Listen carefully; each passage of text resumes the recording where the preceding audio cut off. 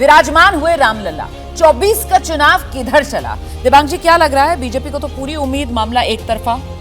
देखिए, अब वो कह रहे हैं कि बड़ी मार्जिन से जीत होगी और विजय बता रहे हैं कि पहले भी बहुत बड़ी जीत हुई है और अगर आप देखें तो गुंजाइश बहुत है।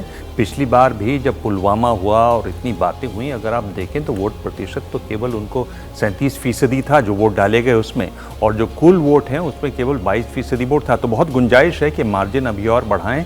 गुजरात का जहाँ तक सवाल है, गुजरात में तो कोई सवाल ही नहीं कि उनकी जीत होगी, बहुत अच्छी जीत होगी।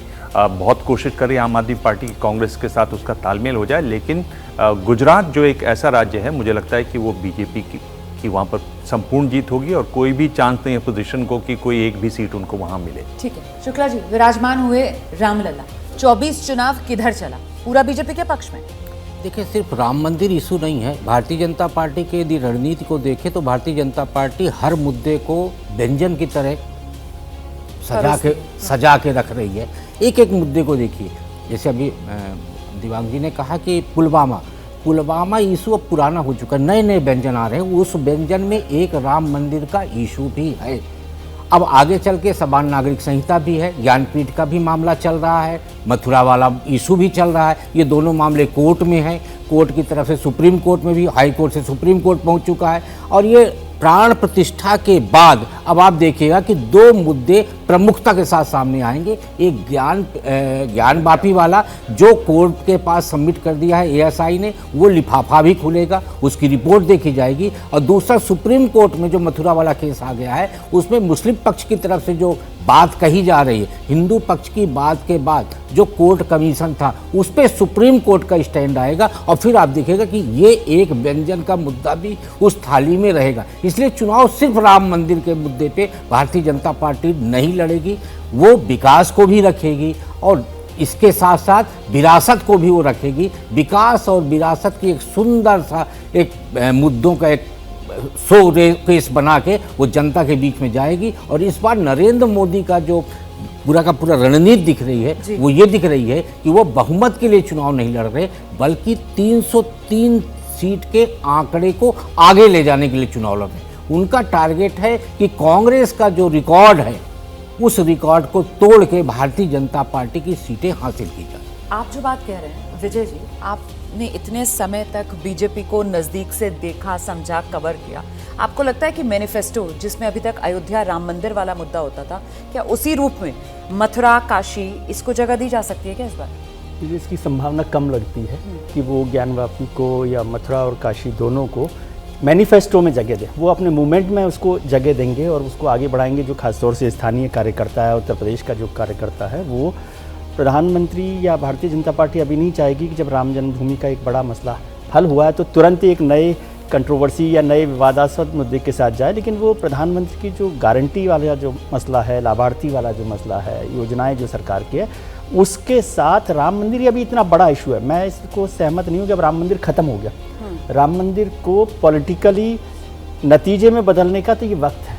और जैसा आप भीड़ देख रहे हैं, जैसा सब कुछ देख रहे हैं, उसमें मुझे बहुत संभावना लगती है। और जैसे नड्डा जी ने कहा, तो सीटों का भले ही इजाफा नहीं हो, लेकिन वोट परसेंटेज जो है ना, वो बहुत और बढ़ जाएगा। 5-7% उसका बढ़ सकता है। और जैसे दिबांग जी ने कहा ना, पुलवामा, बालाकोट का जिक्र करते हैं हम, तो बालाकोट से मुझे लगता है भारतीय जनता पार्टी को फ़ायदा नहीं हुआ। हम लोग उसको गलत तरीके से वो कर रहे हैं इंटरप्रेट, क्योंकि उसमें 6% वोट बढ़ा भारतीय जनता पार्टी का 2014 से 2019 में, 31 से 37%।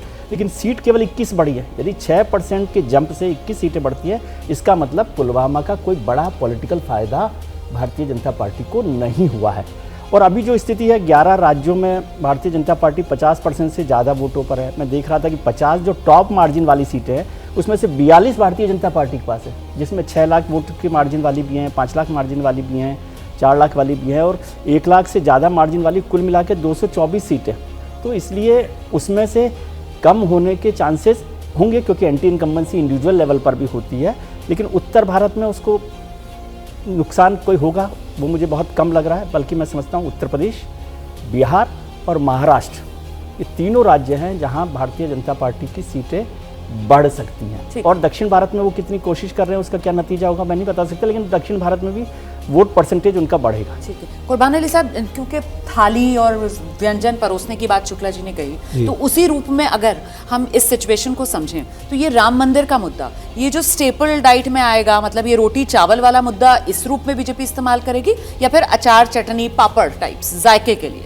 हाँ, पता नहीं क्या इस्तेमाल करेंगे, मैं नहीं जानता, लेकिन हाँ ये बात सही है कि मोदी साहब जो हैं वो जो मोदी की गारंटी वाला मामला है या घर का है या फ्री राशन 80 करोड़ लोगों को मिल रहा है, तो ये लाभार्थियों की कॉन्स्टिट्यूंसी, और हमने उत्तर प्रदेश की विधानसभा के चुनावों में देखा कि उसका बड़ा इफेक्ट था।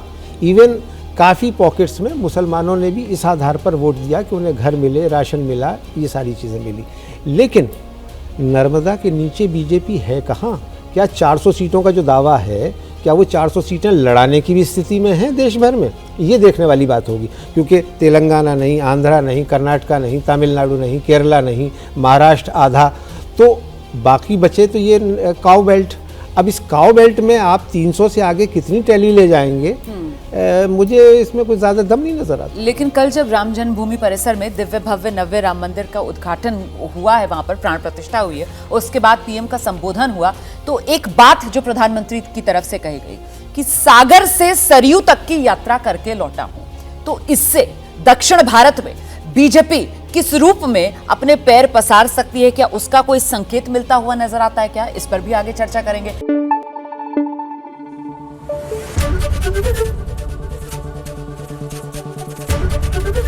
एबीपी न्यूज आपको रखे आगे।